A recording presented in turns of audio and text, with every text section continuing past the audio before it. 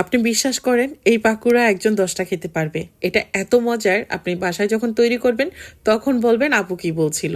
সত্যি এই পাকুড়া একজন 10টাই খেতে পারবে। আর অনেক বেশি মজার, তো তাই বেশি করে বানাবেন। এই পাকুড়াটা যখন মুখে দিবেন তখন অন্যান্য পাকুড়ার ফিল পাবেন না, এটা অন্যরকম একটা ফিল পাবেন। এটা অনেক বেশি মজা। আপনারা অবশ্যই বাসায় একবার হলো তৈরি করবেন, কারণ এখন কিন্তু বাজারে এই সবজিটা একদমই কম দামে পাওয়া যাচ্ছে। যদি বলতে চাই এই সবজির এখন কোনো দামই নেই, আপনি 20 থেকে 25 টাকার মধ্যে এই সবজিটা পেয়ে যাবেন। আর তবে এই রেসিপিটা আমার বোনের কাছ থেকে শেখা। সেদিন বোনের বাসায় গিয়েছিলাম, আর গিয়েই দেখি বোন হলো এই পাকুড়া তৈরি করতেছিল। তো আমরা অনেক লোকজন ছিলাম, তখন কিন্তু লোকলজ্জার ভয়ে অনেকগুলো খেতে পারিনি। ভাবলাম যে বাসায় এসেই তৈরি করব। আপুর কাছ থেকে জেনে নিলাম কিভাবে তৈরি করেছে।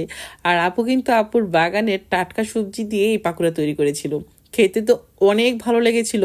তো সেই সঙ্গে কিন্তু আমি নিজেও বাঁধাকপি তার বাগান থেকে নিয়ে এসেছি, তাই কিন্তু আজকে আমার তেমন খরচই পড়েনি।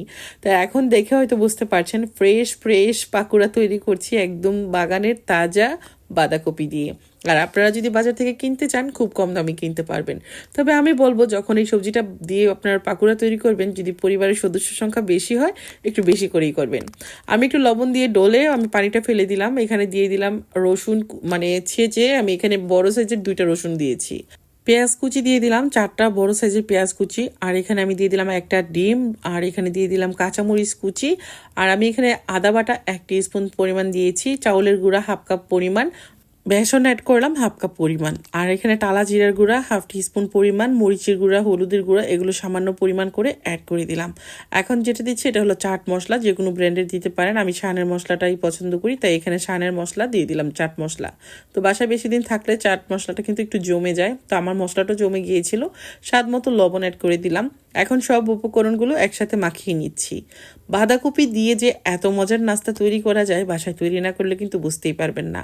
আর এখনই উপযুক্ত সময়, বেশি করে তৈরি করে খাবেন, কারণ বিকেলবেলায় আমাদের সবার বাসায় একটা না একটা নাস্তার কিন্তু দরকার হয়, তাই না?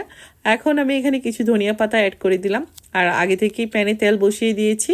গরম গরম পাকুড়া খেতে তো অনেক ভালো লাগে।